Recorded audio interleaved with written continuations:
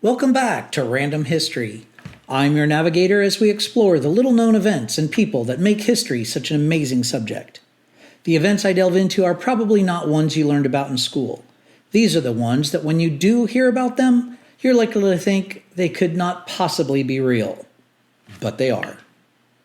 When I was in high school, one of the best classes I took was an elective history class called Ohio History.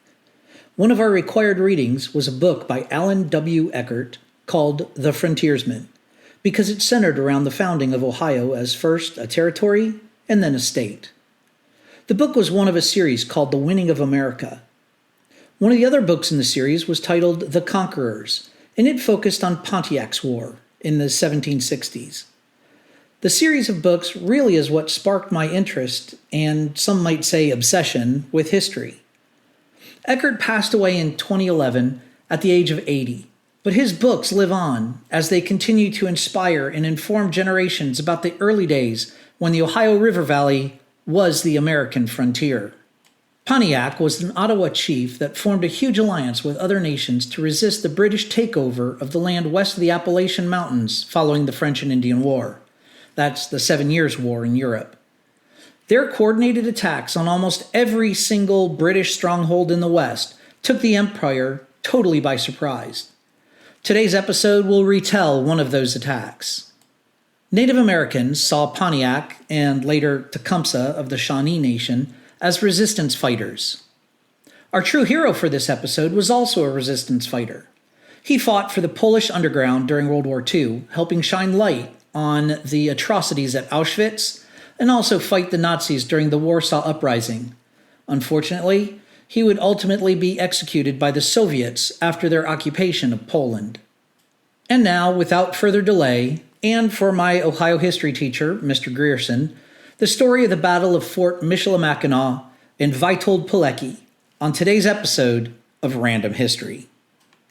The capture of Fort Michilimackinac during Pontiac's War, which ranged from 1763 to 1766, serves as one of the most striking examples of indigenous resistance against British colonial power in North America. This event not only showcases the strategic acumen of the Native American forces, but also underscores the use of indigenous cultural events, such as lacrosse, to aid in military deception. Today's episode will examine the context of Pontiac's War, the strategic capture of Fort Michilimackinac, and how a seemingly innocent lacrosse game became instrumental in this landmark victory. Pontiac's War emerged in the aftermath of the 7 Years' War, as the British tightened their hold on territories previously controlled by the French in North America. Although Britain emerged victorious in 1763, Native American tribes across the Great Lakes and Ohio Valley regions found themselves in increasingly hostile circumstances. The British instituted policies that curbed essential supplies like gunpowder and firearms, both necessary for hunting and defense. Additionally, British commanders such as Geoffrey Amherst disallowed traditional diplomatic practices, including gift-giving, which had been an essential part of the French indigenous relations. Frustrations with British policies quickly grew, creating resentment among the indigenous nations who found these policies to be disrespectful and dismissive of their sovereignty. Pontiac, an Ottawa leader, sought to unite the tribes against the British, aiming to reclaim autonomy over their lands. While his coalition was not universally supported, he found enthusiastic allies among the Ojibwe, Potawatomi, and Huron, or the Wyandot, tribes. These nations coordinated attacks on British outposts, striking multiple forts and settlements throughout the Great Lakes and Ohio Valley region. Their strategy of capturing British forts represented a concerted attempt by native nations to weaken British control and send a clear message about their resistance to colonial encroachment. Fort Michilimackinac was one of the key British forts located in present-day Michigan. The fort's location at the juncture of Lake Michigan and Lake Huron made it a critical site for trade and communication between British and indigenous communities. As one of the westernmost British outposts, it was also somewhat isolated, which made it more vulnerable to surprise attacks. This vulnerability was evident to the Ojibwe and allied Potawatomi forces, who laid plans to capture the fort in 1763. The British garrison at Fort Michilimackinac did not expect an attack from the indigenous forces. The soldiers considered the tribes in the area to be friendly, or at least non-hostile. The indigenous fighters capitalized on this perception and devised a clever plan using the traditional game of bagatelle, which would later become known as lacrosse. On 2 June 1763, the Ojibwa and Potawatomi staged a lacrosse game outside the fort. The game was ostensibly a celebration of King George III's birthday, an occasion that put the British guards at ease. Lacrosse was a sport with deep cultural significance for many indigenous nations. Typically, they involved large teams and was an energetic and often chaotic game. The British soldiers, having seen similar games played on prior occasions, allowed the game to take place within sight of the fort, unaware that it would be used as a distraction for an attack. During the game, players accidentally threw the ball over the fort's walls. As part of the ruse, several indigenous players entered the fort to retrieve it, while others gathered near the gates. Unbeknownst to the British guards, the Ojibwa players had smuggled weapons into the fort or had stashed them nearby. As more players and bystanders moved close to the entrance, they signaled each other to begin the assault. The Ojibwa and Potawatomi attackers quickly overpowered the unsuspecting British, taking control of the fort with minimal resistance. The lacrosse game's successful use as a ruse not only underscores the indigenous warriors' adaptability and knowledge of British complacency, but also highlights how indigenous culture was adeptly woven into strategic military tactics. By using a well-known cultural tradition, the indigenous forces could mask their intentions until the last possible moment, ensuring an element of surprise that proved decisive. The capture of Fort Michilimackinac sent a powerful message to both British and indigenous communities. For the British, the event was a stark reminder of the hostility they faced from indigenous nations and the risks of underestimating their military prowess. In response, British forces were forced to reevaluate their fortifications and policies in the Great Lakes region, especially in terms of treating indigenous tribes with greater respect and caution. For the indigenous allies, the victory at Michilimackinac was a morale booster and demonstrated the potential of coordinated resistance. The success of the attack proved to other tribes that British forts were not impregnable. The capture of Michilimackinac exemplified the effectiveness of combining traditional cultural practices with cunning and strategic planning. Despite the eventual suppression of Pontiac's war, the event continued to resonate, illustrating the indigenous people's commitment to defending their lands and sovereignty. The use of lacrosse in the capture of Fort Michilimackinac is a unique example of indigenous innovation in warfare. Lacrosse held spiritual and social significance for many Native American tribes. It was not merely a game, but also a way of honoring cultural heritage and strengthening community bonds. Its use as a decoy reflects the indigenous warriors' ability to creatively adapt aspects of their culture to serve new purposes under difficult conditions. The story of Fort Michilimackinac also highlights the wider impact of cultural misunderstandings between the British and indigenous peoples. While the British had witnessed lacrosse games before, they failed to recognize its significance and the potential for its use in warfare. This oversight reflects a broader cultural chasm that existed between the British colonial forces and the indigenous nations, a gap that would continue to have implications throughout the colonial period and beyond. The capture of Fort Michilimackinac during Pontiac's War stands as a testament to the indigenous nations' resistance against colonial oppression and their innovative use of cultural practices in warfare. The cunning plan executed through the lacrosse game exemplifies how indigenous warriors could leverage cultural knowledge to outsmart their enemies. Although the fort's capture did not lead to the collapse of British power, it was a critical victory for Pontiac's coalition, illustrating that indigenous nations possessed not only the will, but also the strategic insight to challenge European forces. The events at Michilimackinac serve as a reminder of the complexities and resilience of indigenous resistance and the role of cultural elements in shaping historical events. Resistant efforts like Pontiac's have been in nearly every war throughout history. Working in secret, these resistance movements are known for their improvisation and flexibility. One of the most extensive resistance efforts was in World War II against the Nazis. Nearly every occupied nation had an organization that fought the tyranny of Hitler and the Nazi Party. Today's true hero is one of those resistance fighters, a man who risked his life to end the oppression of the Third Reich. only to see one despot replaced by another. The latter would ultimately see him executed.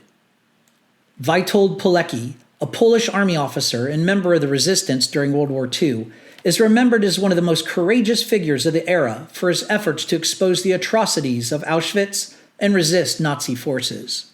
Pilecki's heroic life included voluntarily entering Auschwitz, enduring the hardships within, and building an underground resistance network. His actions and his ultimate sacrifice reflect not only his bravery, but also his commitment to truth and justice. Born in 1901, Pilecki grew up in an era when Poland was partitioned among neighboring empires. His patriotic devotion started early, joining the Polish military in 1918 to fight in the Polish-Soviet War. By 1939, when Nazi Germany invaded Poland, Pilecki was a lieutenant in the Polish army. Following Poland's defeat, he joined the secret Polish army, a resistance group dedicated to fighting the occupation. Pilecki's most renowned act of resistance came in 1940, when he volunteered to infiltrate the newly established Auschwitz concentration camp to gather intelligence on Nazi activities, especially the rumored mass killings, and organize an underground network within the camp. To carry out his mission, Pilecki arranged to be captured during a Warsaw street roundup and was transported to Auschwitz. Inside, he witnessed appalling brutality, starvation, and mass executions. Pilecki was horrified by the mass suffering, but also determined to record and report what he saw.